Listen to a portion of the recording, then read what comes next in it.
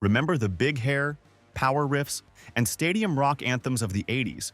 While some bands dominated the spotlight, countless hidden gems never received the love they deserved.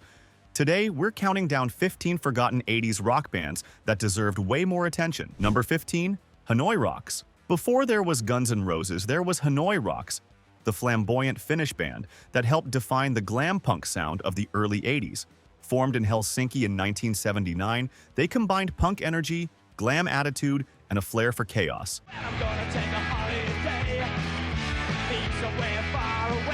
The band found a strong following in the UK and Japan, and their high-octane shows earned them a cult reputation. Guns N' Roses admired them so much they re-released Hanoi's early albums on their own label, Uzi Suicide.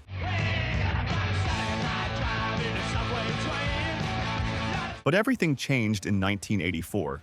Drummer Razzle was killed in a car crash with Vince Neil behind the wheel, and the tragedy shattered the band's momentum.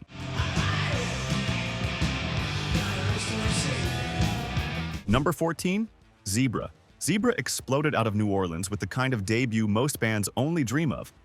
Their self-titled album became one of Atlantic Records' fastest sellers in 1983, blending Zeppelin-inspired vocals with progressive flair.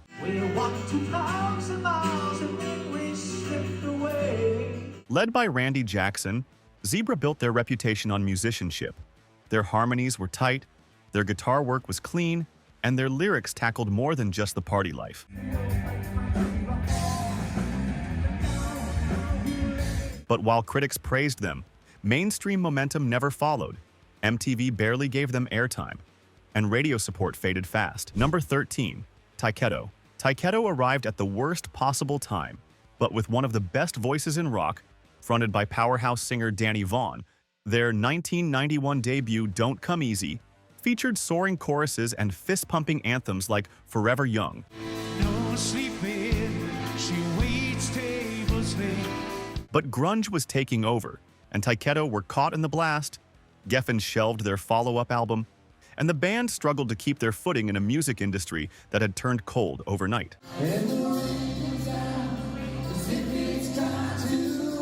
Still, their music never truly faded. They found a second life in Europe and remain active today, reminding fans that good songs and good voices never go out of style. Number 12, Blue Murder. Take one of the greatest guitarists of the 80s, add two rock veterans, and you've got Blue Murder, a band that should have ruled the world, led by former Whitesnake and Thin Lizzy guitarist John Sykes, joined by Tony Franklin from The Firm, and Carmine Appice from Vanilla Fudge.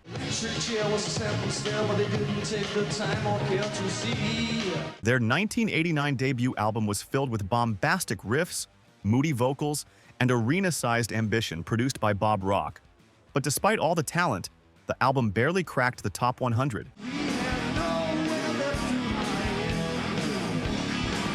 Critics loved it, but the band never found its identity in a changing scene. Fans still call it one of the best hidden gems of the era.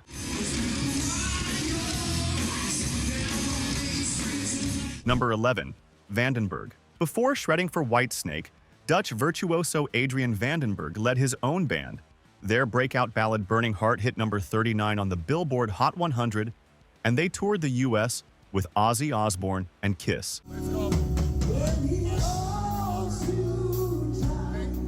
Yet US radio shrugged.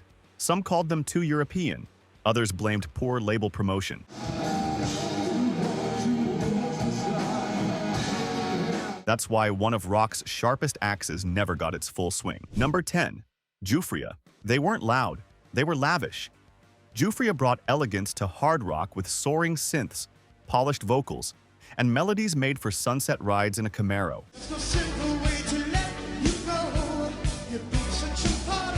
Formed by ex-Angel keyboardist Greg Giuffria, they were poised to fill the arena rock void between Journey and Whitesnake. Their debut cracked the top 40. They opened for Deep Purple. Everything was in place.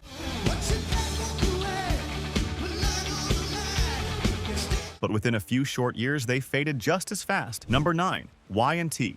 They weren't headliners, they were legends without the marketing.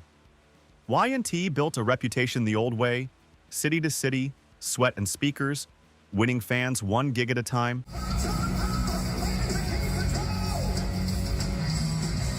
Songs like Summertime Girls and Rescue Me lit up regional airwaves, and their stage presence was second to none. But somehow, while Bon Jovi and Poison exploded, Y&T never got the golden ticket.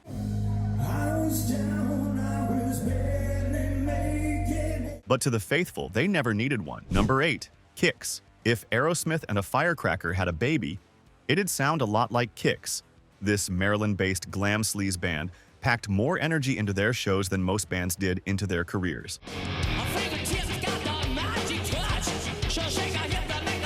With Blow My Fuse, they finally broke through, but by then glam metal was gasping for air. Still, frontman Steve Whiteman kept crowds on a leash with every scream and smirk.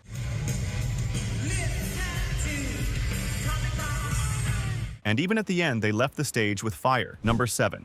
Loudness. They crossed oceans and language barriers, and still came to play louder than anyone else. Loudness wasn't just Japan's metal export. They were pioneers.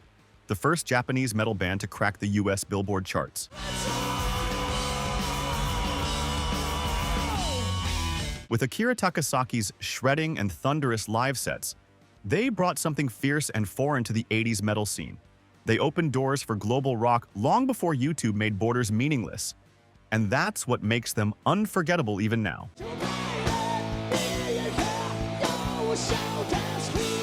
Number 6. Treat. Sweden's answer to Bon Jovi came with leather jackets, guitars, and arena-ready anthems.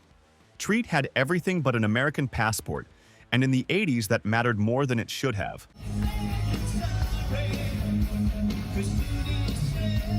Their debut album, Scratch and Bite, exploded across Europe, and songs like Paper Tiger could go toe-to-toe with any LA radio hit.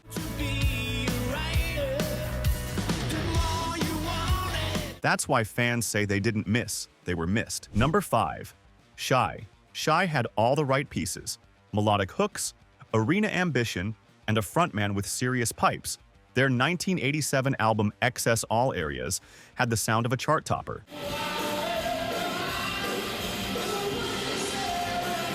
But it arrived too late in the glam rock cycle to really stick. They weren't American, they weren't outrageous, and they got lost in the shuffle. Now, it's a lost gem finally getting its due.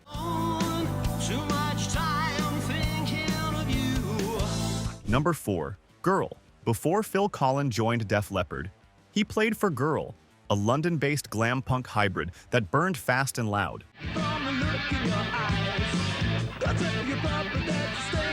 They had the looks, the attitude, and a cult following, but they never had proper industry backing. Their debut, Sheer Greed, charted modestly but never took off.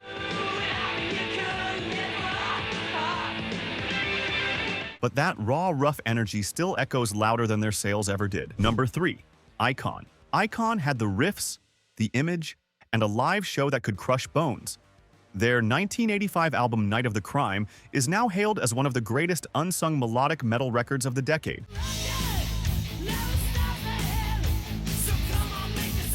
But back then it barely made a dent in the charts. A lack of marketing, lineup shifts, and bad timing kept them from exploding.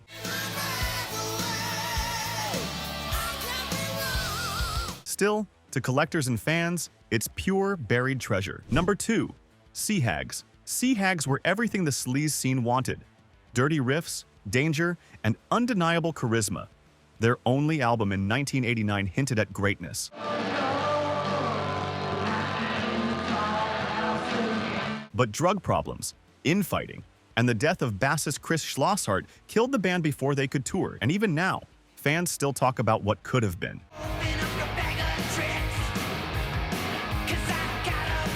Number 1. Rhino Bucket. Some said they sounded too much like AC/DC. Rhino Bucket never cared. They leaned in, cranked up the amps, and let the riffs speak for themselves. Formed in 1988, they came out swinging with raw, riff-heavy rock and a work ethic that earned respect.